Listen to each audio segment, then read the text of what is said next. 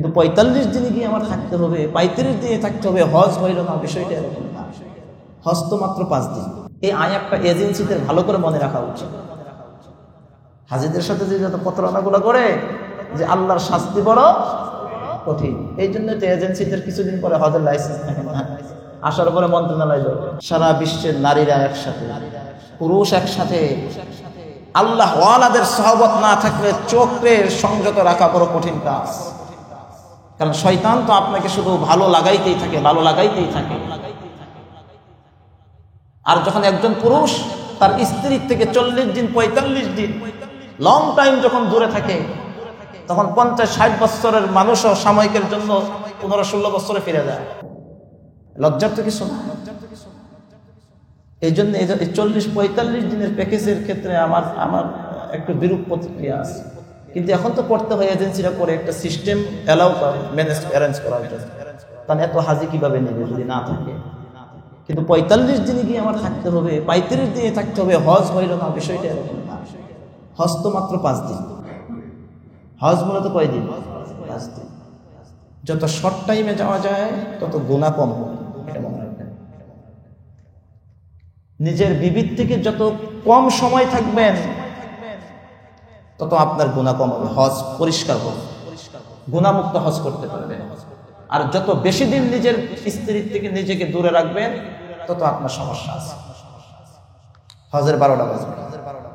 মুসলমান ভাইয়েরা রে আমার, আল্লাহ রাব্বুল আলামিন বলেন, ও দুনিয়ার মুসলমান, আমি যে বললাম আল্লাহ তাআলার ভয়, এই ভয়টা সবার দিলের ভিতরে থাকবে না। সবাই আল্লাহকে ভয় করবে না, সবাই আল্লাহকে মানবে না। কারণ সবাই তো আল্লাহর জন্য হজ করতে যায় না। যে আল্লাহ তাআলার জন্য হজ করতে যাবে তার ভিতরে আল্লাহ তাআলার ভয় তাকওয়া থাকবে। যে আল্লাহর জন্য হজ করতে যাবে না তার দিলের ভিতরে আল্লাহর ভয় থাকবে না। তার দিলের ভিতরে দুনিয়ার ক্ষমতার বাহাদুরি থাকবে, টাকা পয়সার বাহাদুরি থাকবে, সব কিছু থাকবে। এই জন্য আল্লাহ রাব্বুল আলামিন আয়াতে কারিমার শেষে বলেন, ওয়াত্তাকুনি, ও বান্দা তুমি আমাকেই ভয় করো, তুমি আমাকেই ভয় করো, ইয়া উলিল আলবাব, হে জ্ঞানী সম্প্রদায়, হে জ্ঞানী সম্প্রদায়, তুমি আমাকেই ভয় করো। কারণ যার ইলম আছে, যার জ্ঞান আছে, সে আল্লাহকে ভয় করবে, সে বলবে আল্লাহর জন্য হজ করতে আসছি। আর যার ইলম নাই, যার জ্ঞান নাই, সে যা ইচ্ছা তাই করবে। এই জন্য আল্লাহ আয়াতে কারিমার শেষে জ্ঞানী সম্প্রদায়কে ডাক দিয়ে বলে, হে জ্ঞানী সম্প্রদায়, ওয়াত্তাকুন, তুমি আমাকেই ভয় করো। আল্লাহ রাসূল বলেন, যার হজের ভিতরে এই তিনটা জিনিস থাকবে না, ফালা রাফাসা ওয়ালা ফুসুক ওয়ালা জিদাল, যার হজের ভিতরে রফাস থাকবে না, ফুসুক থাকবে না, জিদাল থাকবে না, আল্লাহর রাসূল বলেন এই বান্দা যখন হজ করে আসবে সে এমন ভাবে আসবে, কারাজায়াউমিন ওয়ালাদাতহু উম্মু, এই হাজী সাহেব মাত্র কেমন জানি তার মার গর্ভ থেকে ভূমিষ্ঠ হয়ে গেল। আলহামদুলিল্লাহ, আলহামদুলিল্লাহি ওয়া কাফা ওয়া সালামুন আলা ইবাদিহিল্লাযীনা ইসতাফা। أما بعد فأعوذ بالله من الشيطان الرجيم. بسم الله الرحمن الرحيم.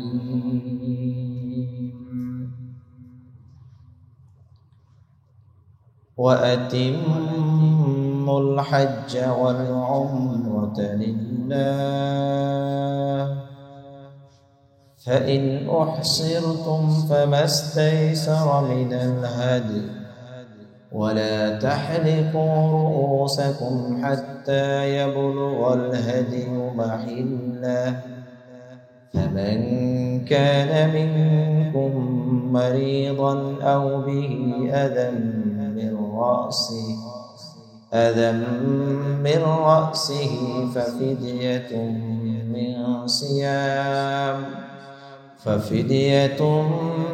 من صيام أو صدقة أو نسك فإذا أمنتم فمن تمتع بالعمرة إلى الحج فما استيسر من الهدي فمن لم يجد فصيام ثلاثة أيام في الحج وسبعة إذا رجعتم تلك 10 كاملة ذلك لمن لم يكن أهله حاضر المسجد الحرام واتقوا الله واعلموا أن الله شديد العقاب. بارك الله لنا ولكم في القرآن العظيم ونفعنا وإياكم بالآيات والذكر الحكيم. صدق الله مولانا العظيم وصدق رسوله النبي الكريم ونحن على ذلك من الشاهدين والشاكرين والحمد لله رب العالمين.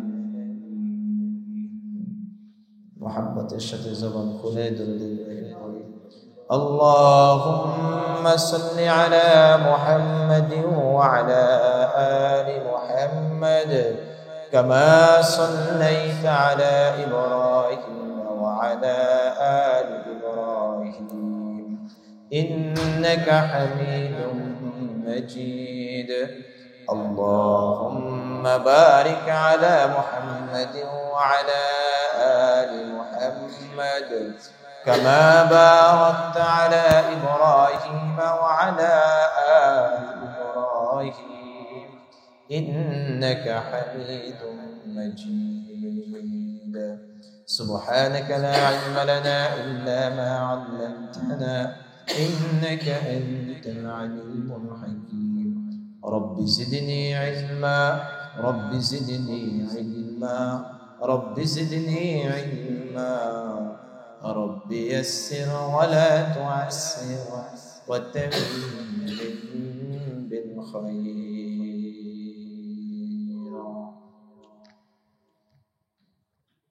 আলহামদুলিল্লাহ,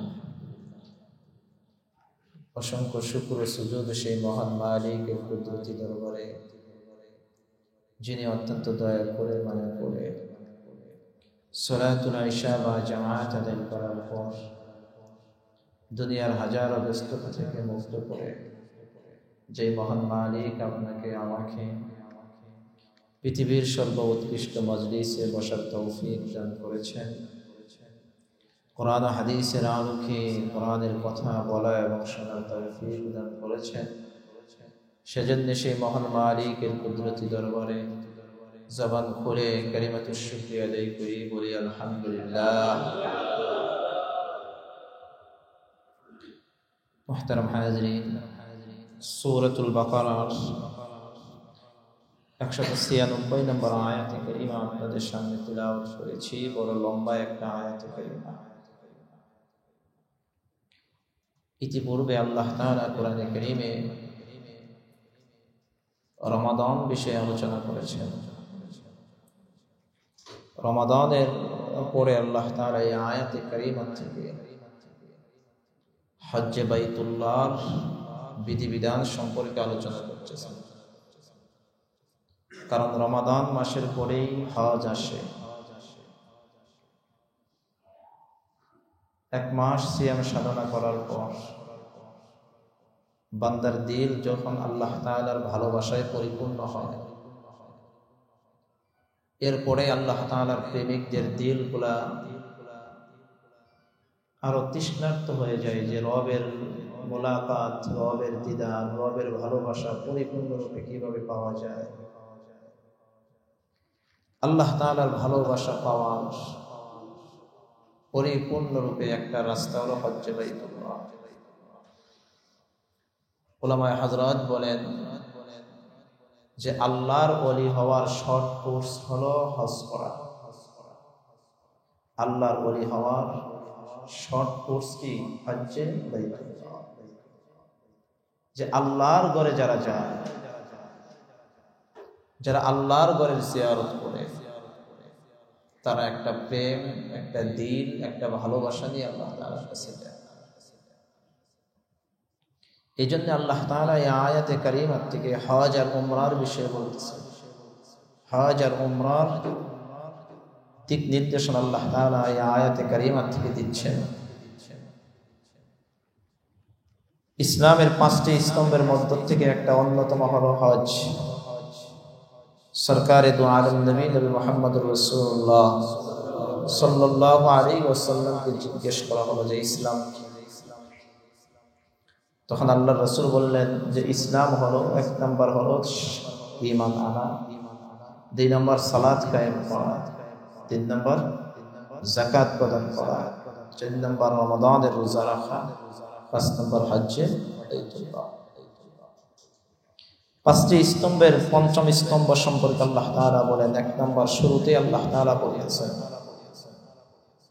ওয়া আতিম্মুল হজ্জ ওয়াল উমরাতা লিল্লাহ।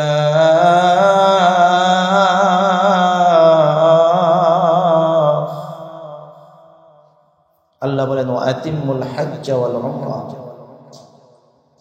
তোমরা হজ আর উমরা পরিপূর্ণ করো। লিল্লাহ, কার জন্য? জবান করে, কার জন্য? তোমরা হজ আর উমরা পরিপূর্ণ করো কার জন্য? আল্লাহ পাকের জন্য। এখানে হজ উমরা উভয় কথাই আল্লাহ তাআলা বলতেছেন। এই আয়াতে কারিমা প্রত্যেকটা ইবাদতের জন্যই একটা গাইডলাইন, যে প্রত্যেকটা ইবাদতই হতে হবে কার জন্য? প্রত্যেকটা ইবাদতই কার জন্য? আল্লাহ পাকের জন্য। যেমন কোরআনে কারীমের অন্য আয়াতে কারীমে আল্লাহ তাআলা বলেছেন কুল ইন্না সালাতি ওয়া নুসুকি ওয়া মাহইয়ায়া ওয়া মামাতি লিল্লাহি রাব্বিল আলামিন। আল্লাহ বলেন হে নবী আপনি বলুন ইন্না সালাতি, নিশ্চয় আমার নামাজ, ওয়া নুসুকি আমার কুরবানি, ওয়া মাহইয়ায়া আমার জীবন। কি ভাই বলেন? আমার জীবন। ওয়া মামাতি আমার মরণ, সব কার জন্য? সব কিছুই আল্লাহ তাআলার জন্য। নামাজ আর কুরবানির কথা আলাদা করে আল্লাহ তাআলা পরবর্তী বলে দিলেন তোমার জীবনটাই আল্লাহর জন্য, তোমার মরণটাই আল্লাহ পাকের জন্য। এখন এই হায়াতে জীবদ্দশায় আপনি আর আমি যা করব সবকিছুই কার জন্য হতে হবে? আল্লাহ পাকের জন্য। দুনিয়ার কাজ করতেছেন এটা আল্লাহর জন্য হতে হবে, আর আখিরাতের কাজ যেগুলো করতেছেন এগুলো তো আরো বেশি কার জন্য হতে হবে? আল্লাহ পাকের জন্য। মুমিন দুনিয়ার শ্বাস নেবে আল্লাহর জন্য। মুমিন দুনিয়ার থেকে অক্সিজেন গ্রহণ করবে আল্লাহর জন্য। কেন? মুমিনের নিয়ত এটা থাকতে হবে যে আমি অক্সিজেন গ্রহণ করি আল্লাহকে ডাকার জন্য। আমি অক্সিজেন গ্রহণ করি কার জন্য? আল্লাহকে ডাকার জন্য। আমার যদি অক্সিজেন যদি না থাকে তাহলে আমি আমার রবকে ডাকতে পারবো না। আমি খাবার খাই কার জন্য? আল্লাহর জন্য। কেন? কারণ খাবারের শক্তি জোগাড় হয়, শক্তি না থাকলে তো আমি আমার রবকে ডাকতে পারবো না। আমি ঘুমাইতে যাই কার জন্য? আল্লাহর জন্য। কারণ ঘুমাইলে শরীর ঠিক থাকবে না, আর শরীর ঠিক না থাকলে ইবাদত করা যাবে না। মুমিনের ঘুমটাও আল্লাহর জন্য, মুমিনের প্রস্রাব পায়খানাটাও হবে আল্লাহর জন্য। যে আমি যদি এখন প্রস্রাব পায়খানা যদি না করি তাহলে আমার ভিতরে কষ্ট হবে, আর কষ্টদায়ক বস্তু নিয়ে কোথাও শান্তিতে বসবাস করা যায় না, বসা যায় না, কথা বলা যায় না, হাঁটা যায় না, নামাজে দাঁড়ানো যায় না, তিলাওয়াতে বসা যায় না, জিকিরে বসা যায় না। তো মুমিনের প্রস্রাব পায়খানাটাও আল্লাহর জন্য। তাই বলেন কার জন্য? আল্লাহ পাকের জন্য। এই জন্যই তো সবকিছু করার জন্য আল্লাহ তাআলা আল্লাহর রাসূল সুন্নাত শিক্ষা দিয়েছেন, যেগুলো এইভাবে করবে। প্রস্রাব পায়খানা করার পরে আল্লাহর রাসূল বলেন কই শুকরিয়া আদায় করো, আলহামদুলিল্লাহ বলো, গুফরানাকাল হামদু, আলহামদুলিল্লাহ। আল্লাহর রাসূল শিখাচ্ছেন যে বাথরুম থেকে বের হওয়ার পরে তোমার জবান দিয়ে বের হবে কি আলহামদুলিল্লাহ, যে আল্লাহর প্রশংসা, যে আল্লাহ আমাকে এই কষ্টদায়ক বস্তু থেকে কি দিয়েছেন, আরাম দিয়েছেন, মুক্তি দিয়েছেন। মুমিনের প্রত্যেকটা কাজ আল্লাহর জন্য। আর যার নিয়ত এভাবে হবে যে জিন্দেগিটা এভাবে গঠন করতে পারবে, মুমিন সফলকাম। মুমিনের বিবাহ আল্লাহর জন্য, মুমিনের সন্তান লালন পালন করা আল্লাহর জন্য, চাকরি করাটাও আল্লাহর জন্য, চাকরি করাটাও কার জন্য, আল্লাহর জন্য, দোকানদারি করাটাও আল্লাহর জন্য। প্রত্যেকটা ইবাদতই একমাত্র কার জন্য, আল্লাহর জন্য। এটাকে বলা হয় ইখলাস। আপনার প্রত্যেকটা ইবাদতের মাঝে ইখলাস থাকবে। আর হজ আর উমরার জন্য তো আরো বেশি ইখলাস দরকার। হজ আর উমরা আরো বেশি ইখলাস দরকার। এই জন্য বলা হয় যে হজ আর উমরার জন্য যারা যাবে একমাত্র আল্লাহর জন্য যাবে, এবং হজ আর উমরা ইহরাম বেঁধে তারা হজের জন্যই যাবে, অন্য কোনো উদ্দেশ্যে সৌদি আরব গেল। এখন বলে যে সৌদি আরব যখন আসছি তাহলে হজটা করে কি আছে। প্রবাসী ভাইয়েরা কি করে, সে কিন্তু হজ আর উমরার জন্য যায় নাই, গেছে কি চাকরি করার জন্য, জীবিকা উপার্জন করার জন্য। যাওয়ার পরে বলে কি আসছি যখন হজ আর উমরাটা করেই নেই, সুযোগ যখন আসছে যে মক্কায় চাকরি করি, মদিনাতে চাকরি করি, এরকম সুযোগ তো আসবে না, আবার দেশে গেলে আবার আসতে পারি কিনা করে দেখ। তাদের ওই সুরতে হজ আর উমরা করা, আর আপনি বাংলাদেশ থেকে শুধুমাত্র হজের উদ্দেশ্যে উমরার উদ্দেশ্যে ইহরাম বেঁধে হজ আর উমরা করা এক না, এক না। কি আপনারা কি বলেন, মর্যাদা কি এক? উলামায়ে হযরত বলেন যে কেউ যদি অন্য উদ্দেশ্য গিয়ে হজ আর উমরা করে তার হজ আদায় হবে, জায়েজ আছে, আদায় হবে না বিষয়টা এরকম না, আদায় হবে, কিন্তু একমাত্র হজ আর ইহরামের নিয়তে যাওয়া আপনার আমার মতন আর ওখানে গিয়ে করাটা এক সমান হবে না। মর্যাদা রাত আর দিন তফাৎ, ফজিলত রাত আর দিন তফাৎ। এই জন্য হজ একমাত্র আল্লাহর জন্য হতে হবে, উমরা একমাত্র আল্লাহর জন্য হতে হবে, দুনিয়াবি অন্য কোনো স্বার্থ থাকা যাবে না। কিন্তু বর্তমান হাজিদের অবস্থা দেখলে যা মনে হয় যে 100-র ভিতরে 95টাও আল্লাহর জন্য যায় না। কি 95 জনই আল্লাহর জন্য যায় না, বিভিন্ন কারণ থেকে, বিভিন্ন কারণ থেকে, বিভিন্ন রিজন তাদের ভিতরে আছে। আল্লাহর জন্য যে যাবে তার চলা ফেরা, বাচন ভঙ্গি, কথাবার্তা ভিন্ন থাকে। সে নিজেকে মোবাইল থেকে দূরে রাখে, পরিবার থেকে দূরে রাখে, সে শুধুই আল্লাহ তাআলার সাথে নিজের সম্পর্ক কায়েম করতে চায়, অন্য কোনো উদ্দেশ্য না। অনেক কারণ আছে, এগুলা যিনাদের অভিজ্ঞতা আছে ভালো বোঝেন, আর যিনাদের অভিজ্ঞতা নাই যখন যাবেন তখন বুঝে আসবে। আল্লাহ আমাদেরকে আল্লাহর জন্য সবকিছু করার তৌফিক দান করেন। তাই হজ, হজ মূলত 3 প্রকার। হজ কয় প্রকার? 3 প্রকার। 1 নম্বর হজ্জে ইফরাদ, ভাই বলেন 1 নম্বর হজ্জে ইফরাদ, 2 নম্বর কি হজ্জে তামাত্তু, আরেকটা কি হজ্জে কিরান। হজ্জে কিরান, হজ্জে তামাত্তু, হজ্জে ইফরাদ, এই 3 প্রকার হজের মধ্য থেকে 2 প্রকার হজের জন্য কুরবানি আছে। কি বলেছি? 3 প্রকার হজের মধ্য থেকে 2 প্রকার হজের জন্য কি আছে? কুরবানি আছে। আর 1 প্রকার হজের জন্য কোনো কি নাই, কুরবানি নাই। এই কথাটা কেন বলতেছি? কারণ আয়াতে কারিমে আল্লাহ তাআলা এনেছেন, এই জন্য আমি আগে একটু আপনাদের জ্ঞান সাফ করছি। 2 প্রকার হজের জন্য কুরবানি আছে, এর ভিতরে একটা হলো হজ্জে তামাত্তুর জন্য কুরবানি আছে। হজ্জে তামাত্তুর জন্য কি আছে? কুরবানি আছে। হজ্জে কিরানের জন্য কুরবানি আছে। কি বলেছি? হজ্জে তামাত্তুর জন্য কি আছে? কুরবানি আছে। হজ্জে কিরানের জন্য কি আছে? কুরবানি আছে।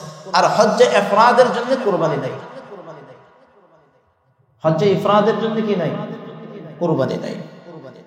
এখন আসেন হজ্জে তামাত্তু, হজ্জে কিরান কাকে বলে? আর এই দুইটা হজের ভিতরে কুরবানিকে আল্লাহ এড করলেন কেন? হজ্জে ইফরাদের ক্ষেত্রে আল্লাহ তাআলা কুরবানি এড করলেন না কেন? দুইটার ক্ষেত্রে আল্লাহ কুরবানি দিলেন আর একটার ক্ষেত্রে কুরবানি দিলেন কেন? হজ্জে তামাত্তু আগে আসেন। বাংলাদেশের মানুষ সবচাইতে বেশি হজ্জে তামাত্তু করে। বাঙালিরা হজ্জে তামাত্তুটা কি করে? বেশি করে। হজ্জে তামাত্তু হলো যে বাংলাদেশ থেকে প্রথমে উমরার নিয়ত করে। প্রথমে কিসের নিয়ত? উমরার নিয়ত করে। উমরার নিয়ত করার পরে উমরার কাজ কমপ্লিট করার পরে সে পরিপূর্ণরূপে হালাল হয়ে যায়। আবার হজের সময় সে হজের ইহরাম বাঁধে। হজের ইহরাম বাঁধার পরে সে কি করে? হজ কমপ্লিট করে। তাহলে প্রথমে উমরা করেছে, তারপরে কি হয়েছে? হালাল হয়েছে। বুঝেন? প্রথমে কি করেছে? উমরা করেছে, তারপরে হালাল। হালাল মানে সে উমরা করার আগে যেরকম ছিল সবকিছুই সে স্বাভাবিক অবস্থায় হয়ে যায়। তারপরে হজের ইহরাম বাঁধে। এটা হলো হজ্জে তামাত্তু। হজ্জে কিরান প্রথমে উমরা করেছে, ইহরাম যখন বাঁধে তার ইহরাম থেকে একটা। ইহরাম কয়টা? একটা। এক ইহরামে প্রথমে সে গিয়ে আল্লাহর ঘর কি করে? তাওয়াফ করে, সাই করে, অর্থাৎ উমরার কাজ করে। উমরার কাজ করার পরে সে মাথা হলক করে না। সে কি করে না? মাথা হলক করে না। মাথা হলক না করে ওই ইহরামের নিয়তেই সে হজ কমপ্লিট করে। কি? হজ কমপ্লিট করে। অর্থাৎ একটা ইহরাম দিয়ে সে দুইটা কাজ করে। একটা ইহরাম দিয়ে কয়টা কাজ করে? দুইটা। উমরা হজ, উমরা হজ। কিরান শব্দের অর্থই হলো মিলানো, যে একটা আরেকটার সাথে কি করে দেওয়া? মিলাই দেওয়া। হালাল হয় না, এই দুইটা। আরেকটা হলো হজ্জে ইফরাদ। সে এক ইহরামে নিয়ত বেঁধে সে শুধু হজই করে। সে কি করে? হজ করে, উমরা করে। সরাসরি সে গিয়ে কি করে? হজ করে। হজের কার্যকারী যা আছে সবকিছু করে।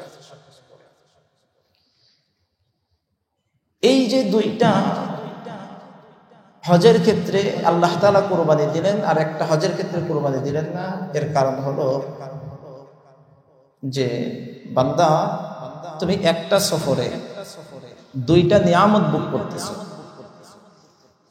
একটা সফরে কয়টা নিয়ামত ভোগ করতেছো? দুইটা নিয়ামত ভোগ করতেছো। অর্থাৎ তুমি উমরাও করতেছো, আবার কি করতেছো? হজও করতেছো। এই হজ আর উমরা দুইটা নিয়ামত ভোগ করার কারণে তুমি কুরবানি দিবা। শুকরিয়াতান। সুবহানাল্লাহ বলেন। শুকরিয়াতান তুমি কি দিবা? কুরবানি দিবা। এই কুরবানি দেওয়াটা তোমার জন্য ওয়াজিব। হজের ক্ষেত্রে কুরবানি দেওয়াটা কি? ওয়াজিব। এই জন্য দুইটা নিয়ামত ভোগ করার কারণে আল্লাহ তাআলা এখানে কুরবানি দিয়েছেন। আর হজ্জে ইফরাদের ক্ষেত্রে কুরবানি নাই, কারণ সে একটাই মাত্র কি করে? আমল করে। শুধু হজ্জে ইফরাদ দুইটা আমল করে না, এই জন্য তার ক্ষেত্রে কুরবানি নাই। আর এখন হজের ক্ষেত্রে যত বাটপার সিটারি আছে সব জায়গায় সবচেয়ে মূল জায়গা হলো কুরবানি। মূল জায়গা কুরবানি।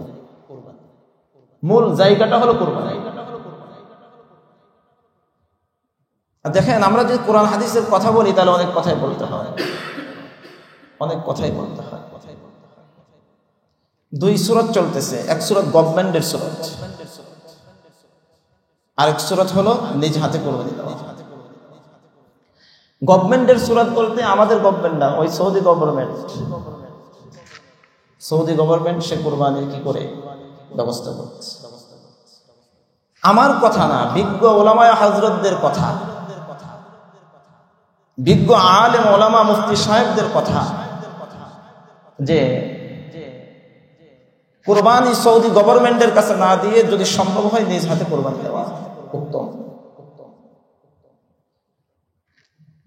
আমি 2 বার গিয়েছি, আল্লাহ নিয়েছেন। আমি একবারও সৌদি গভর্নমেন্টের কাছে কোরবানি দেইনি, আমি নিজে কোরবানি করেছি। আমার হাদিস যারা ছিল ওনারা গভর্নমেন্টের কাছে দিয়ে দিয়েছেন, কারণ আমি যেহেতু একটা দায়িত্বশীল হিসেবে গিয়েছিলাম, আমাদের কিছু গাইডলাইন ছিল, আমরা আমাদের গাইডলাইন মান্য করেছি। কিন্তু আমি আমার জায়গা থেকে কোরআন হাদিস মেনেছি, দায়িত্বতার দিক দিয়ে আমি গভর্নমেন্ট মেনেছি, কিন্তু আমার ব্যক্তিগত সাইড থেকে আমি কি করেছি? কোরআন হাদিস মেনেছি, উলামায়ে কেরামের ফতোয়া মেনেছি। কারণ আমি তো জানি, আমি তো বুঝি, দায়িত্ব এক জিনিস, কোরআন হাদিস আরেক জিনিস। কারণ এখন প্রশ্ন হতে পারে, তাহলে আপনি ওখানে গভর্নমেন্টের কাছে আপনি কেন বললেন? আমি বললেও কাজ হতো, আমার সাথে বড় বড় কুতুব সেখানে বসে আছে। তো সুতরাং 2 সুরাত কেন? সমস্যা কি? কুরবানির যে হিসাবটা, এটা বোঝার জন্য আপনার মাসালা বুঝতে হবে। দেখেন, হজের ক্ষেত্রে ওয়াজিব রক্ষা করা, ওয়াজিবের ধারাবাহিকতা রক্ষা করাটা ওয়াজিব। কি বলেছি? হজ করার ক্ষেত্রে হজের যে ওয়াজিব হুকুমগুলো আছে, হজের ওয়াজিব হুকুমের ধারাবাহিকতা রক্ষা করাটাও কি শব্দ বুঝেন? কাজের ধারাবাহিকতা। কিসের ধারাবাহিকতা? কাজের ধারাবাহিকতা রক্ষা করাটাও কি ওয়াজিব। কাজ তো ওয়াজিবই, কিন্তু কাজের ধারাবাহিকতা রক্ষা করাটাও কি ওয়াজিব। এখন আসেন, কুরবানি দেই কয় তারিখে? 10 তারিখে। সবাই কয় তারিখে? কুরবানি দেওয়ার সুরত কি? আপনি মুজদালিফায় থাকলেন, আরাফার 9 তারিখে আরাফার ময়দানে অবস্থান করার পরে আপনি সন্ধ্যাবেলায় কোথায় আসলেন? মুজদালিফায় আসলেন। আচ্ছা, যারা হজে গিয়েছেন বলেন, মুজদালিফায় অবস্থান করাটা কি ওয়াজিব? মুজদালিফায় অবস্থান করাটা কি ওয়াজিব? মুজদালিফায় অবস্থান করলেন আপনি কততম রাতে?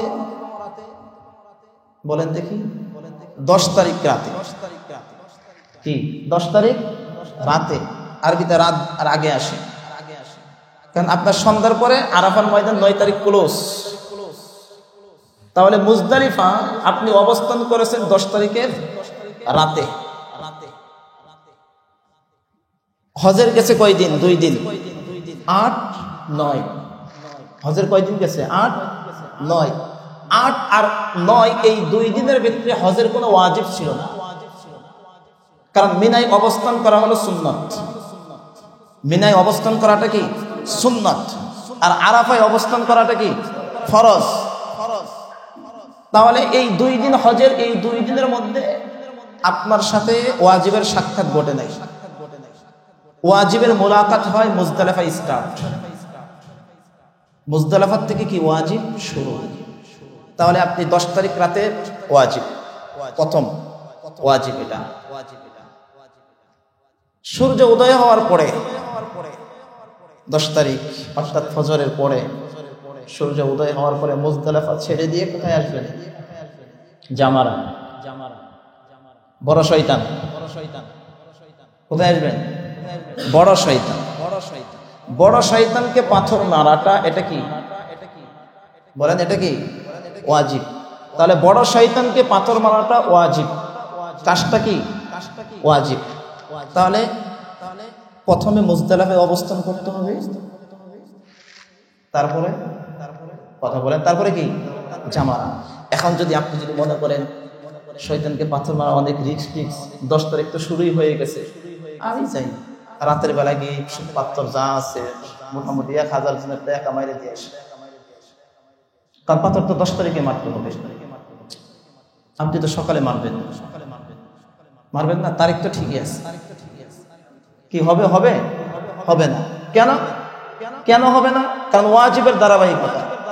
আগে আপনাকে মুজদালিফায় অবস্থান করতে হবে, মুজদালিফায় অবস্থান করে সেখান থেকে পাথর কুড়ায়া তারপরে আপনার পরের দিন সকালবেলা কি করতে হবে? জামারায় এসে কি করতে হবে? পাথর মারতে হবে। 2 নম্বর ধারাবাহিকতা ওয়াজিব। 3 নম্বর ধারাবাহিকতা হলো পাথর মারার পরে এখন আপনার কুরবানি করতে হবে। 3 নম্বর কাজ কি? পাথর মারার পরে কোরবানি করতে হবে, 3 নম্বর কাজ। 4 নম্বর কাজ হলো মাথা হালক করা, কামানো। মাথা হালক করাটা কি বলে? মাথা হালক করাটা কি? ওয়াজিব। এখন আপনি বলেন, আপনি শয়তানকে পাথর মেরেছেন, শয়তানকে পাথর মেরে কেউ যদি কোরবানি না দিয়ে মাথা হলক করে ফেলে, তার কি জায়েজ আছে? আজ তো বিশাল বড় করে একটা দম দিতে হবে, জরিমানা দিতে হবে যদি এই কাজ কেউ করে। কারণ ধারাবাহিকতা হলো আগে কুরবানি পরে মাথা হলক, আগে কুরবানি পরে মাথা হলক। তাহলে আগে কুরবানি হতে হবে, আপনার কুরবানির ব্যাপারে শিওর হতে হবে, 100% শিওর হতে হবে। তারপরে আপনার কি করতে হবে? পাথর মাথা মন্ডন করতে হবে। এখন কুরবানি যদি ডিলে হয়, 10 তারিখ না হয়, যদি 11 তারিখ হয়, 11 তারিখ না হয় 12 তারিখ হয়, এই পর্যন্ত আপনার ওয়েট করতে হবে। বলতেছি, সব বলতেছি। মেসেজ এখন সৌদি গভর্নমেন্টের কাছে দিলে কি হয়, ওনার একটা টাইম দেয়,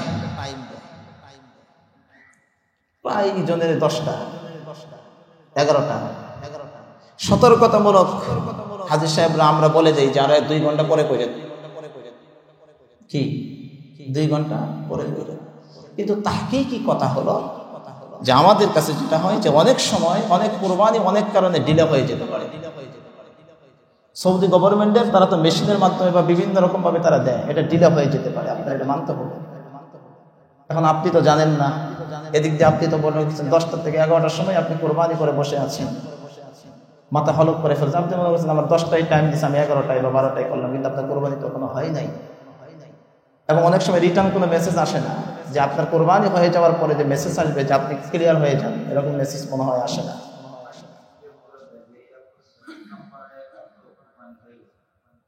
কোথায় বলে দেয়? মিনাতে বলে দেয়। তাহলে আমি মিনাও ছিলাম না, আমি জানি না। আচ্ছা, যদি বলে দেয় তো আলহামদুলিল্লাহ। তারপরে কথা হলো যেটা যে এর ভিতরে অনেক ফাঁক করছে। তবে সৌদি গভর্নমেন্টের বলে কি, এটা আমরা বলে থাকি, আমাদের বাংলাদেশের অনেক উলামায়ে কেরাম বলে থাকি, এটা সৌদি গভর্নমেন্ট বুঝবে যে তার সেই হিসাব দিবে। আপনাদের কাজ আমাদের ধর্ম মন্ত্রণালয় তারা সৎ থাকার জন্য এই কাজগুলা করে, তারা সৎ থাকার জন্য, যাদের গায়ে যাতে করে কোনো হাওয়া না লাগে, দূষণে কোনো কাজ যাতে করে না হয়। এজেন্সিওয়ালারা কোরবানির টাকা মাইরে দেয়, এজেন্সিওয়ালার কোরবানির টাকা মাইরে দেয়। আল্লাহ মাফ করুক। এই বছর আমাদের এখানে, আমাদের এই একই বিল্ডিংয়ে স্যার এখানে আসছে, এখন তো স্যার দায়িত্বশীল নেই, এই জন্য আমি কথাগুলো বলার সাহস পাচ্ছি। এক গাইড সে মনে হয় একজনের কাছে তার হাজী সাহেবের কিছু টাকা দিয়েছিল, লোকে খানা বিল্ডিং এ সাপ্লাই দিত। আমরা কোরবানি টোরবানি করার পরে খবর দেই, যার কাছে টাকা দিতে হবে দাও নাই নাই। মিনাতে বসা আমার গ্রুপের হাজী আমার সাথে ছিল, তার ভাইরা ভাই আরেক গ্রুপের হাজী। আমরা যখন রাত 10টার সময় হোটেল থেকে ছেড়ে যখন মিনায় চলে যাব 10 তারিখে, আমি যখন তার কামরায় দেখলাম সে এখন হেরান করে বসে, আমি আপনার কি হালত, কোরবানির টাকা দিচ্ছে খবর নেই, মেসেজও পাইতেছে না যে আমার কোরবানিটা হলো কিনা বা হবে কিনা বা কতক্ষণ ডিলে হবে বা আরো দেরি হবে কিনা, কোনো খবর নাই। এই লোকটাকে পরে এই অবস্থায় রেখে আমরা মিনায় চলে গেছি। বাটপারি তো হয়, 2 নাম্বারই তো হয়। তো এই জন্য 2 নাম্বারের থেকে সরকার গভর্নমেন্ট এইভাবে করতেছে, সামনে হয়তো পুরাটাই গভর্নমেন্ট থেকে আমাদেরকে দিতে হবে, কোনো ওয়ে থাকবে। কিন্তু উলামায়ে কেরামের একটা মূল মাসালা মনে রাখবেন, কোরআন হাদিস। সৌদি গভর্নমেন্ট তো কত কিছুই করতেছে, এগুলো তো আপনারাও বুঝেন, কয়টা কোরআন হাদিস মেনে করতেছে। আমাদের কোরআন ও হাদিস যেটাকে বলে যে নিজ হাতে কোরবানি দেন, যদি একটু কষ্ট করে 2টা টাকা বেশি লাগে কোরবানি নিজ হাতে দেন। একান্তই যদি কোনো সুরত না থাকে তাহলে তো বাধ্য হয়ে আমি দিয়ে দিলাম, বাকিটা আল্লাহ পাকের ইচ্ছা। কিন্তু যদি কোনো সুরত থাকে তাহলে নিজেরটা নিজে দেন। আল্লাহ আমাদের সঠিকটা বোঝার তৌফিক দান করেন, ভালোটা বোঝার তৌফিক দান করেন। নিজে কোরবানি দিলে দিলের ভিতরে যে একটা স্যাটিসফাই আসে, আত্মতৃপ্তি আসে, এটা তো আপনি ওখানে পাবেন না। আর মানুষ ইবাদত করে আত্মতৃপ্তির জন্য। আল্লাহ আমাদেরকে বোঝার তৌফিক দান করেন। এত কথা কেন বললাম? কারণ এখানে কুরবানির কথা আসছে, তো এই জন্য বলতেছি। আল্লাহ বলতেছেন কি দেখেন, وَأَتِمُّوا الْحَجَّ وَالْعُمْرَةَ لِلَّهِ, তোমরা হজ আর উমরা পরিপূর্ণ করো কার জন্য? আল্লাহর জন্য। فَإِنْ أُحْصِرْتُمْ, যদি তোমরা রাস্তায় বাধাগ্রস্ত হও, হজের ইহরাম আপনি বেঁধেছেন, হজের ইহরাম বাঁধার পরে আপনি রওনা হয়েছেন, রওনা হয়ে যাওয়ার পরে হঠাৎ করে আপনি রাস্তায় বাধাগ্রস্ত হলেন। কিভাবে? আপনি শত্রুর আক্রমণে পড়লেন, 1 নম্বর। 2 নম্বর, আপনি অসুস্থ হয়ে গেছেন, যাওয়ার মতো না কিনে অপশন নেই। অথবা আপনি রওনা হয়েছেন, মহিলা মানুষ, তার মাহরাম ইন্তেকাল করেছে। মহিলাদের তো মাহরাম ছাড়া তো কিনে জায়েজ নেই, আর মাহরাম নাই, সে যাবে কোথা থেকে? এরকম কোন উজরে মাকুলি হিসেবে যে হজের ইহরাম বাঁধার পরে রওনা হয়ে যাওয়ার পরে কেউ যদি কি হয়ে যায়, বাধাগ্রস্ত হয়ে যায়, কি হয়ে যায়? বাধাগ্রস্ত হয়ে যায়। তাহলে আল্লাহ বলেন ফামাস্তাইসারা মিনাল হাদি, তাহলে তুমি তোমার সহজলভ্য থেকে হাদিটা তুমি পাঠিয়ে দাও। আর হাদি শব্দের অর্থ হলো কুরবানির পশু। হাদি অর্থ কি? কুরবানির পশু। তুমি তোমার সহজলভ্য থেকে হাদিটাকে পাঠিয়ে দাও। এখন হাদির ক্ষেত্রে সর্বোত্তম হলো উট। সর্বোত্তম কি? উট। তারপরে হলো গরু, তারপরে হলো ছাগল, তারপরে কি? ওই ছাগল, দুম্বা, বেড়া যেটাই বলে, হ্যাঁ, গনম, ওই গনমই ছাগল। গনম তো আরবি শব্দ, ওটা দুম্বা, দুম্বা, ওইটা দুম্বা। তো বাকারাতুন গনামন, গনামন দুইটা শব্দ আরবিতে পাওয়া যায়। বাকারাত গাবি, গনামন। তাহলে সর্বনিম্নটাই বাঙালিরা সবচেয়ে বেশি দেয়।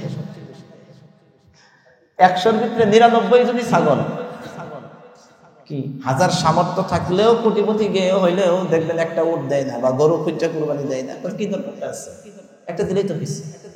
কিন্তু হাদির ক্ষেত্রে ইবাদত যখন করবেন, সামর্থ্য যদি থাকে, আল্লাহ আপনাকে টাকা দেয়। এরকম মানুষও আছে, এক হজে গিয়ে 30 লক্ষ 32 লক্ষ টাকার প্যাকেজ নিয়ে গেছে, কিন্তু কুরবানি ঠিকই বান্দা, আল্লাহর বান্দা দুম্বা দিছে। কুরবানি কি দিছে? দুম্বা।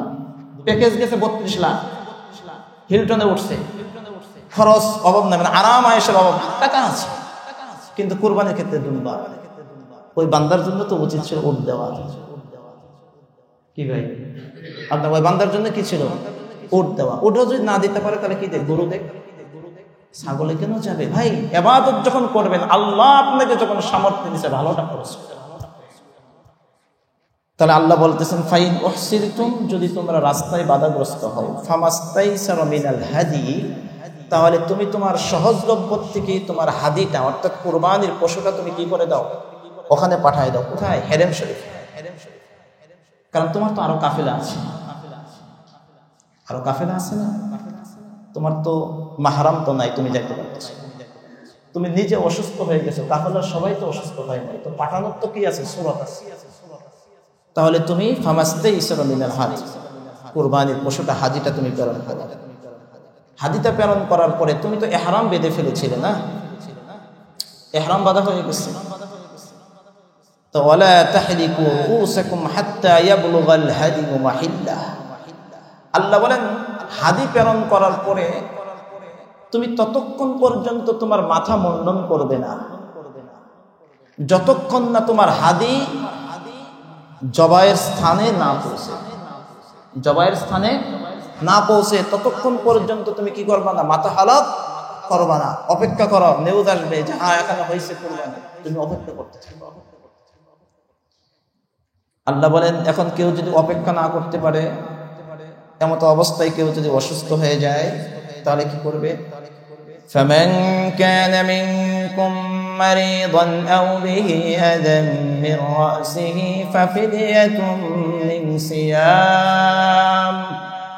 ففدية من صيام أو صدقة أو نسك আল্লাহ বলেন ফামান কানা মিনকুম মারিদা, যদি তোমাদের মধ্য থেকে কেউ যদি অসুস্থ হয়ে যায়, এক সূরা। 2 নম্বর আও বিহি আযাম মির রাসি, কেউ যদি মাথার পীড়াদায়ক কোনো বস্তু তাকে কষ্ট দিচ্ছে। অনেক মানুষ আছে মাথার চুলের ভিতরে উকুন আছে, সে এতক্ষণ পর্যন্ত ওয়েট করতে পারতেছে না, তার মাথায় কষ্ট হচ্ছে, যে হলক করে ফেললেই সে আরাম পায়।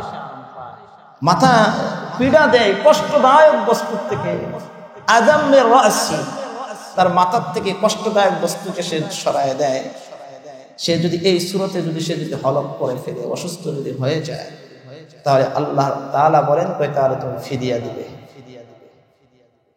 কি দিবে? ফিদিয়া দিবে। ফাফিদিয়াতুম মিন সিয়ামিন আও সাদাকাতিন আও নুসুক। ফিদিয়ার পদ্ধতিও আল্লাহ এখানে 3টা বর্ণনা করেন। 1 নম্বর ফিদিয়া দিবে যে তুমি রোজা রাখবে। তুমি কি রাখবে? রোজা রাখবে। রোজা না রাখলে আও সাদাকাতিন, তুমি আল্লাহর রাস্তায় সদকা করে দিবে। এই যে সদকাতুল ফিতর পরিমাণ তুমি সদকা করবে। আও নুসুক, অথবা আরেকটা কুরবানি দিয়ে দিবে। আরেকটা পশু কি করবে? কুরবানি করে দেবে। ওই যে দম দিয়ে দিবে। ফাইদা আমিনতুম, আল্লাহ বলেন আর যদি তোমরা যদি নিরাপদ বোধ করো, যে তোমরা যদি একদম নির্ভয় হয়ে যাও, আগে তো তোমরা ভয়ে যাইতে পারলে না, কোনো কারণে যদি যাইতে পারলে না, তাহলে فمن تمتع بالعمرة إلى الحج فما استيسر من الهدي, আল্লাহ বলেন ফামান, যে ব্যক্তি তামাত্তা বিল উমরা, যে উমরা ফামাত তামাত্তা বিল উমরা, যে উমরাত থেকে উপকৃত হতে চায়, ইলাল হজ, হজের সাথে। কার সাথে? হজের সাথে। যে হজের সাথে উমরা দিয়েও যে ব্যক্তি কি হতে চায়? উপকৃত হতে চায়।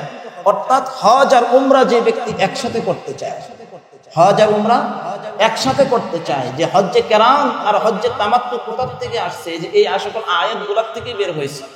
এমনি এমনি কেউ বানাই দিচ্ছে, বিষয়টা এরকম না। কারণ কোরআনে কারিমে আল্লাহ তাআলা কি বলেছেন? হযরত জিবরিল আমিনকে প্রেরণ করে আব্বাজান ইব্রাহিমকে হজের হুকুম হাকিম শিখাইছেন। আল্লাহ রাসূল বিদায় হজের ভাষণে সাহাবীদেরকে বলেছেন, তোমরা আমাকে যেভাবে হজ করতে দেখতেছো, এভাবে তোমরা আমার কাছ থেকে হজের হুকুম হাকাম কি করে নাও? শিখে নাও। হতে পারে আগামী বছর তোমরা আর আমাকে পাবা না। এই যে ফামান তামাত্তা বিল উমরাতি ইলাল হজ, হজের সাথে উমরা। বলেন কার সাথে? হজের সাথে। যে উমরা থেকে উপকৃত হতে চায়, আল্লাহ বলেন ফামাস্তাইসারা মিনাল হজ, তাহলে সে যেন তার সহজলভ্য থেকে কিছু হাদি প্রেরণ করে দেয়। কি করে দেয়? হাদি প্রেরণ করে। অর্থাৎ তারা যেন কুরবানি দেয়। কুরবানি এমনি এমনি হয় না। কুরবানি দেওয়াটা যে ওয়াজিব হজ্জে তামাত্তুর ক্ষেত্রে, হজ্জে কেরানের ক্ষেত্রে, এটা এমনি এমনি হয় না। যে হজ আর উমরা যে করবে, সে অবশ্যই কি দিবে? কুরবানি। আর যদি কেউ কুরবানি না দিতে পারে, সামর্থ্য নাই, টাকা পয়সা নাই। অনেক হাজি এরকম আছে, বাঙালি বিশাল চালা, 30,000 টাকা দিয়ে ছাগল দেবো, খাই যেন কাম আছে, সে রোজারাই কেলাম। ভাই বিশ্বাস করেন, অভাব নাই। 30,000 টাকা কোরবানি দিব, কি দরকার আছে? 10টা রোজা রেখে ফেলবো। 10টা রোজার কথা এখানে আসতেছে। আল্লাহ মাফ করুক। সহজ সরল বাংলাদেশ, অনেক মানুষ বাংলাদেশ থেকে হাজিরা হজ করতে যায়, গ্রামের সহজ সরল মানুষ। বস্তা বইরা শুধু সিরা আর বলে দেওয়া যায়, হোটেলে খায় না, টাকা লাগবে। অভাব নাই, কি করবেন? এখন কেউ যদি কুরবানি না দিতে চায়, আল্লাহ বলেন, আল্লাহ জানে যে তোমরা শেষ জামানায় এসে কি করবা, আল্লাহ জানে। আল্লাহ বলতেছেন ফামান লাম ইয়াজিদ ফাসিয়ামু 3 আইয়ামিন ফিল হজ্জ ওয়া 7 ইযা রাজা'তুম তিলকা 'আশারাতুন কামিলা। আল্লাহ বলেন ফামান লাম ইয়াজিদ, কেউ যদি হাদি প্রেরণ না করতে পারে, হাদি প্রেরণ না করতে পারে। অনেক মানুষ আছে লিগ্যাল ওয়েটাই ধরেন, আপনি নেগেটিভটা আমরা বাদ দিই।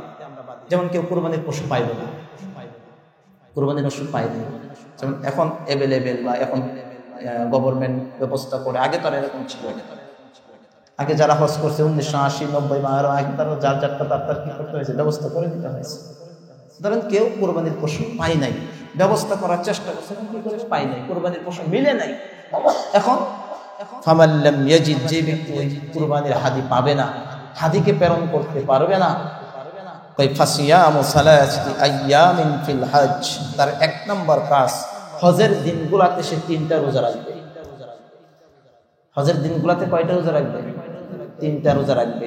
আর 3টা রোজা রাখার লাস্ট সময় হলো 9 তারিখ। জিলহজের কয় তারিখ? 9 তারিখ। তাফসীরে মাআলিম ফুরুল কোরআনের ভিতরে লেখে জিলহজের 9 তারিখের মধ্যে হজের দিনগুলোতে সে কয়টা রোজা রেখে ফেলবে? 3টা রোজা রেখে ফেলবে। 3টা রোজা রাখার পরে ওয়াসাবআতিন ইযা রাজাতুম, যখন সে আবার হজ থেকে যখন ফিরে আসবে তখন সে 7টা রোজা রাখবে। কয়টা? 7টা। কয়টা হইল? 7 আর 3 10। কিন্তু শর্ত হলো প্রথম 3 হজের দিনের ভিতরে হতে হবে। প্রথম 3টা কোনটা হতে হবে? হজের দিনের ভিতরে হবে। আর হজের দিনের ভিতরে লাস্ট 9 তারিখের ভিতরে তাকে 3টা রোজা রাখতে হবে লাগাতার, 3টা রোজা লাগাতার। ওইটা লাস্ট, এর আগে সে করে দিতে পারে। আল্লাহ বলেন যখন এই 7 আর 3 কত হইল? তিলকা আশারাতুন কামিলা। আল্লাহ বলেন এটা হলো 10-এ পরিপূর্ণ। 10-এ কি হয়? পরিপূর্ণ হয়। 10 সংখ্যাটা পরিপূর্ণ একটা সংখ্যা। তিলকা আশারাতুন কামিলা।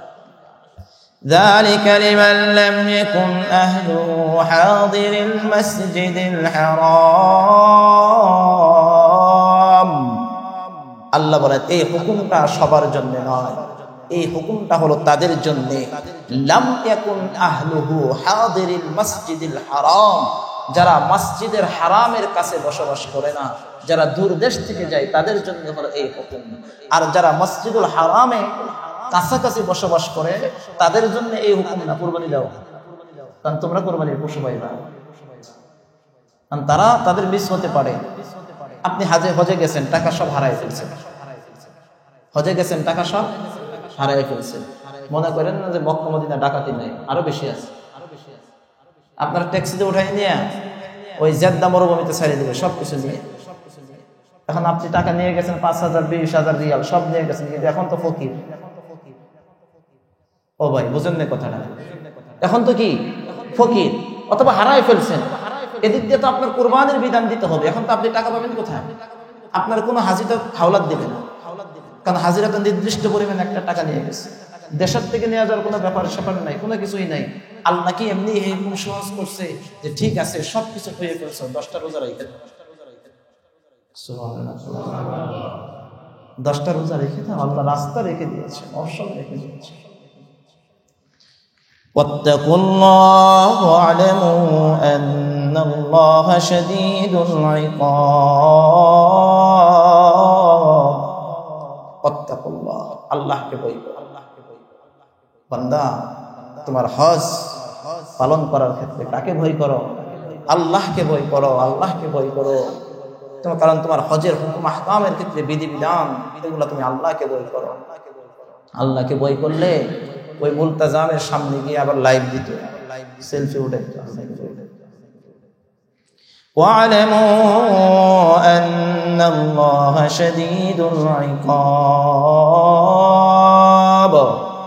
তোমরা জেনে রাখো নিশ্চয় আল্লাহ তাআলার শাস্তি বড় কঠিন শাস্তি। আল্লাহ এখনো সতর্ক করতেছেন, হজ করতে গিয়েছ দুনিয়াবি যাতে করে কোনো উদ্দেশ্য হজ না হয়। হজ হতে হবে কার জন্য? আল্লাহর জন্য। এবং হুকুম আহকাম পালন করার ক্ষেত্রে যাতে করে কোনো সয়নয় না হয়। যদি সয়নয় করো জেনে নাও আন্নাল্লাহা শাদীদুল ইকাব, আল্লাহ তাআলার শাস্তি বড় কঠিন। এই আয়াতটা এজেন্সিদের ভালো করে মনে রাখা উচিত।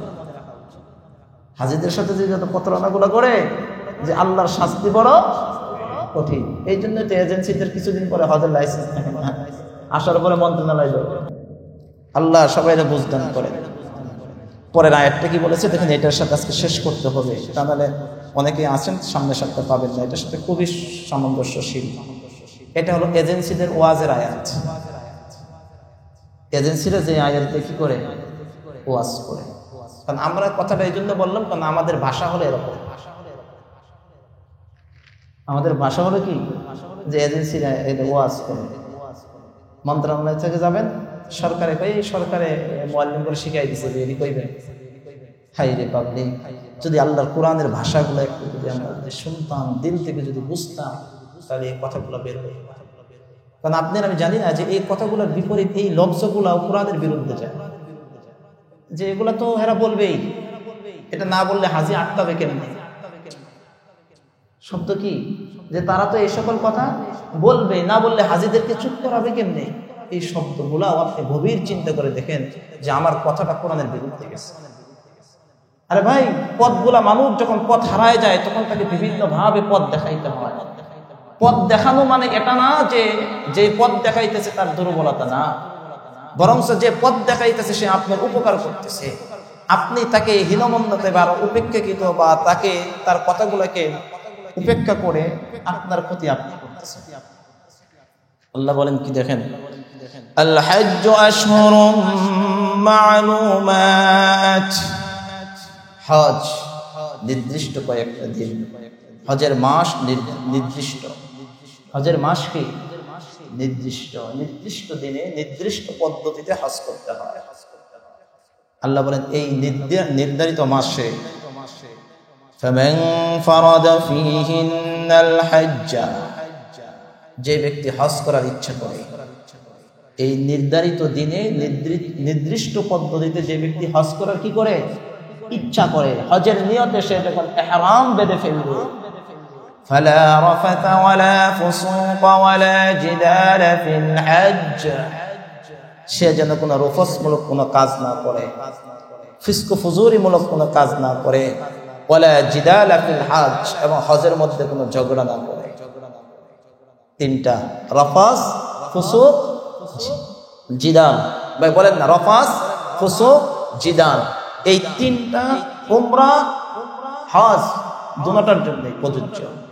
অর্থাৎ ইহরাম বাঁধার পরেই এই আয়াতগুলা, এই হুকুমগুলা একজন উমরাকারী একজন হজ আদায়কারীর উপর বর্তায়।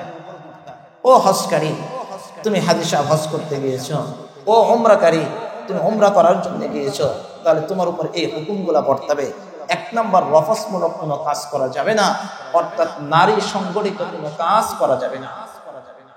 যে সাথে স্ত্রী আছে, স্ত্রী হালাল হওয়ার পরেও তখন হারাম, স্ত্রী হালাল হওয়ার পরেও তখন হারাম। এটাই আল্লাহর বিধান যে হালাল জিনিস হারাম হয়ে গেছে। শুধু এটাও না, মুফাসসিরিনে কেরাম বলেন প্রেম ভালোবাসা পূর্ণ কোনো কথাও বলা যাবে না, এমনকি নিজের বিবিকে পর্যন্ত ইঙ্গিত কোনো কিছু করা যাবে না। কাজ তো দূরের কথা, এমনকি বিবির শরীরে খায়সাত নিয়ে টাচ করা যাবে না, এবং তাকে এরকম কোনো ইঙ্গিতমূলক কথাও বলা যাবে না যে আমার হজ শেষ হয়ে গেলে আমরা মিলিত হব, এরকম ধরনের কোনো কথাও বলা যাবে না, ইঙ্গিতও করা যাবে না। এটা হলো রফাস। ওয়ালা ফুসুক, ফিস্ক ফুজুরি কোনো গুনাহের কাজ করা যাবে না। গীবত করে আল্লাহ, হাজী সাহেবরা যদি ধরা খায় হজের কারণে, কি কি কারণে তাদের হজ কবুল হয় না, এর ভিতরে এক নম্বর হলো গীবত। যে হজের ইহরাম বাঁধার পরেও কিন্তু গীবত কিন্তু কি হয় না, বাড়ির জন্য করে, এরা কাফেলাই করে। মনে করেন 4-5 জন এক রুমের ভিতরে, 5 জন, 3টা এক গ্রুপে আর 2টা আরেক গ্রুপে, এই 3টা এই 2টার গীবত করতেছে দিব্যি, বাকি কাফেলা বাদ দেয়। অর্থাৎ জবানের দ্বারা গুনাহ করতেছে। কি করতেছে? এটা কোনো মানুষই না, এই কি করে এক কথায় গীবত যাকে বলে, কোনো গুনাহের কাজ করা যাবে না। নজর হেফাজত করতে হবে। কি উপায়টা? সারা বিশ্বের নারীরা একসাথে, পুরুষ একসাথে, আল্লাহ ওয়ালাদের সহবত না থাকলে চোখে সংযত রাখা বড় কঠিন কাজ। কারণ শয়তান তো আপনাকে শুধু ভালো লাগাইতেই থাকে, ভালো লাগাইতেই থাকে। আর যখন একজন পুরুষ তার স্ত্রীর থেকে 40 দিন 45 দিন লং টাইম যখন দূরে থাকে, তখন 50-60 বছরের মানুষও সাময়িকের জন্য 15-16 বছরে ফিরে যায়। লজ্জার তো কিছু না। এই জন্য 40-45 দিনের প্যাকেজের ক্ষেত্রে আমার একটু বিরূপ প্রতিক্রিয়া আছে। কিন্তু এখন তো করতে হয়, এজেন্সিরা করে একটা সিস্টেম অ্যালাউ করে, ম্যানেজ অ্যারেঞ্জ করার জন্য। কারণ এত হাজি কিভাবে নেবে যদি না থাকে। কিন্তু 45 দিনে গিয়ে আমার থাকতে হবে, 35 দিনে থাকতে হবে, হজ হইল না, বিষয়টা এরকম না। হজ তো মাত্র 5 দিন। হজ মূলত কয়দিন? 5 দিন। যত শর্ট টাইমে যাওয়া যায় তত গুনাহ কম হবে, এটা মনে রাখবেন। নিজের বিবির থেকে যত কম সময় থাকবেন তত আপনার গুনাহ কম হবে, হজ পরিষ্কার হবে, গুনাহমুক্ত হজ করতে পারবেন। আর যত বেশি দিন নিজের স্ত্রীর থেকে নিজেকে দূরে রাখবেন তত আপনার সমস্যা আছে। হজের 12টা বাজবে, মনে রাখেন। কারণ শয়তান তো আপনার আমার 24টা ঘন্টায় পিছনে লাগা।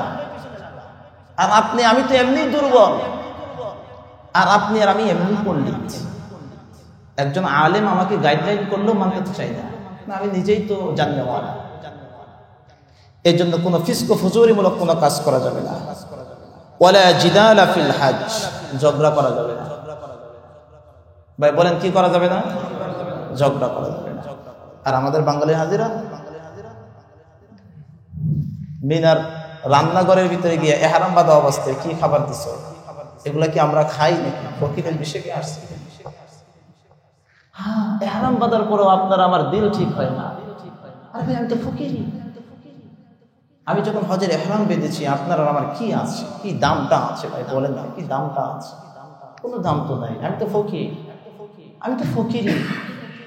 আমি তো আসছি আল্লাহর জন্য। খাবার আসলে খাবো আলহামদুলিল্লাহ, না আসলে না খাবো। রব তো আপনাকে মানবে না। আপনি তো রবের মেহমান, উনি তো মেজবান। মেজবানের তো একটা দায়িত্ব আছে, মেহমানের কদর করা। এতটুকু সবর তো আপনার আমার হয় না।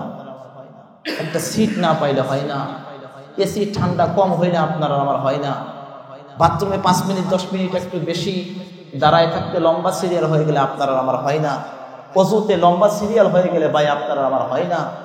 হ্যাঁ, আপনার আমার কোনো কিছুর ক্ষেত্রে হয় না। হজ কিভাবে হবে? আল্লাহ বলেছেন ওয়ালা জিদালা ফিল হজ, বান্দা হজের ক্ষেত্রে কোনো ঝগড়া করা যাবে না। তাহলে কয়টা জিনিস পাইলাম? 3টা। রফাস, ফুসুক, জিদাল। ভাই বলেন না, রফাস, ফুসুক, জিদাল, এই 3টা জিনিস হজের ক্ষেত্রে করা যাবে না। আল্লাহ এই কথা বলে আমাদেরকে বলতেছেন ওয়ামা তাফআলু মিন খাইরিন ইয়ালামুল্লাহ, ওয়ামা তাফআলু মিন খাইর। আল্লাহ বলেন তোমরা যেই ভালো কাজগুলো করো, ইয়ালামুল্লাহ, কে জানে? বলেন কে জানে? আল্লাহ জানে। তোমাদের ভালো কর্মগুলো সম্পর্কে তোমাদের রব জানে। وتزودوا فإن خير الزاد التقوى